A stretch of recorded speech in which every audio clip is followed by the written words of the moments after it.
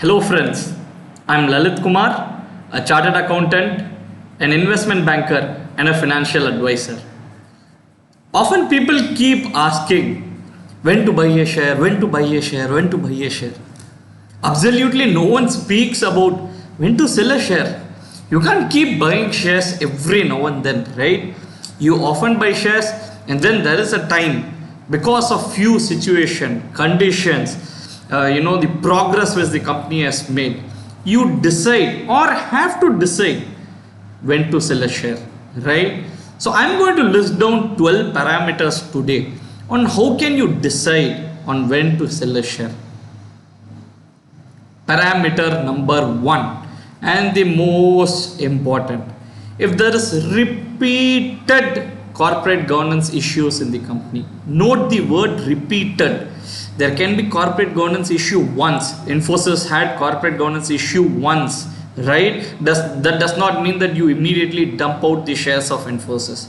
You need to check out if there are repeated consistently corporate governance in the company, right? If there are issues of any fraud, if there are issues of any related party transactions, if there are issues with respect to a transaction to be done by the company while acquiring, another entity.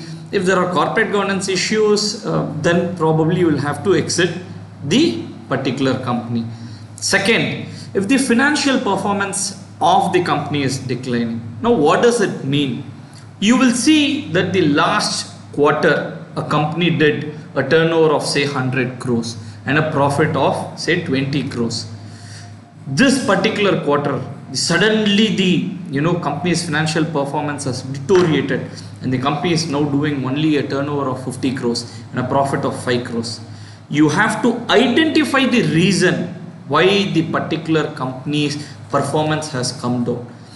If over a quarter on quarter, if the particular company's performance keeps coming down, you will have to sell the shares. Third, if the working capital days is increasing. Now this is very tricky. What does working capital days mean? It means if I have to receive from a person within say 30 days, my policy is I sell a product to a customer, the customer has to pay me within 30 days. If the customer doesn't pay me within 30 days, I'll not be able to pay my supplier, right? So the customer has to pay me within 30 days. If he is not paying me within the timeline, if 30 becomes 45, 45 becomes 60, 60 becomes 90, which is nothing but I'm not able to manage my working capital cycle. I'll have more and more cash being deployed for managing my cycle. This is a big red flag for the company and you will have to sell the share. Fourth, if there's a increase in debt, if I am going to borrow from banks, going to borrow from institutions, going to borrow from third parties for the sake of not expanding the operation, for the sake of not managing my business, but for the sake of spending the money for managing my working capital cycle, or for the sake of making bad investments at a wrong capital allocation policy, then it's a red flag again. You'll have to sell the shares. Fifth, when key employees start leaving the company. Now see, all the while we discussed on quantitative factors. Importantly, if your key employees, your CEO, your CFO, your vice president, your directors, if they start leaving company one after another, it's a red flag. There is in a short span of time, if everyone is leaving, it's a red flag. You will have to exit the stock. Sixth, when 5-year cash flow of operations to your Ebitda is less than 40%. Now what does that mean? You have your revenue, say 100 rupees is your revenue. You have your profit, say 20 rupees is your profit. Then you have your working capital adjustments which you do, right? Just nothing but change in inventory, change in receivables. You add back depreciation, which is a non-cash item.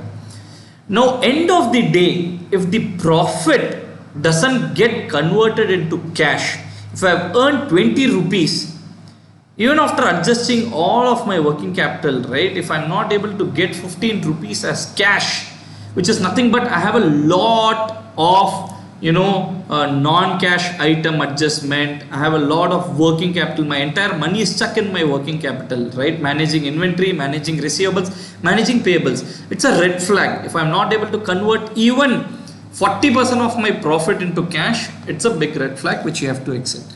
Seventh, when dividends are paid from borrowings, often companies, to keep their shareholders happy and satisfied, borrow money from banks and pay dividends to the shareholders, right? It's a very dumb thing to do. Recently Tata Steel did that. It borrowed from banks and paid to shareholders as dividend just to keep them happy, right? So it's very important that you see the cash flow statement of the company and see where the company has paid dividend. Has it paid from its internal profits, or has it borrowed money and paid? So it's important. It's a very big red flag.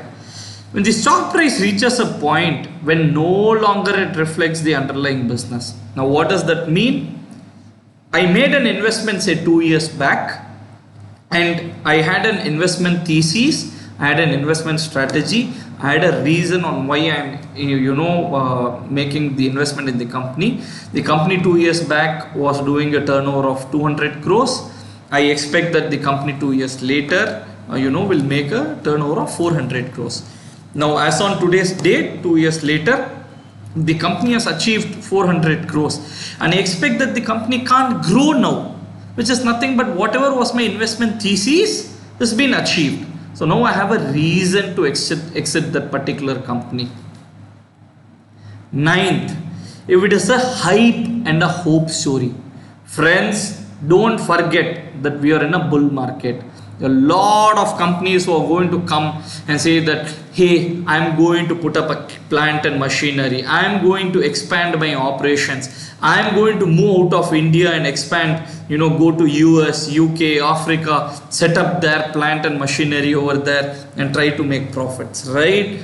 You have to see the past track record of the companies. Whatever they have said, have they done?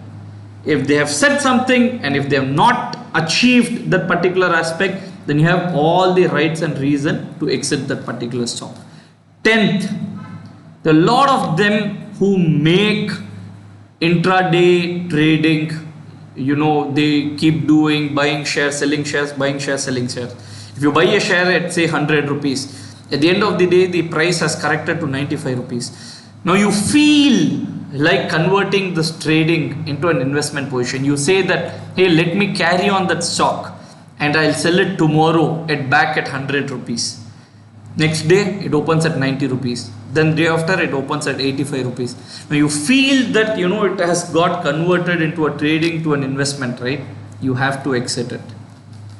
11th, unrelated diversification by the company. Say I'm into an oil and gas segment. If I go and start a real estate company and diversify myself and make investment, absolutely no use. There was a company called Venky's which in 2010 did a diversification where they bought a football club, Blackburn Rovers, right? So egg hatchery, company going and buying a football, entity. There's another entity. Satyam case is a very, very famous case where Satyam in 2008 wanted to buy a real estate company, right? An IT company has absolutely no business to be a real estate company.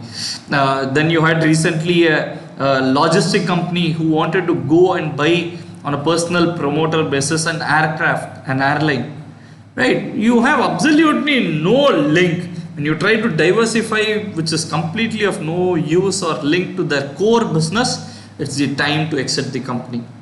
The last and the final one, friends, when the investment gives you sleepless nights. If you invest on something which you know is not good, when you invest on something which is going to put you in trouble, when you invest on something which you keep thinking on a day in, day out basis, it's time to exit. You're investing it for long-term purpose. Stick on to your investment, stick on to your thesis. As long as thesis plays, absolutely no problem. If the thesis is in question, please go and sell the shares and re-evaluate and learn the new things. I hope this video was very, very useful for you guys on when to sell a stock. Next time, follow these parameters, and I'm sure this will be helpful. Thank you so much.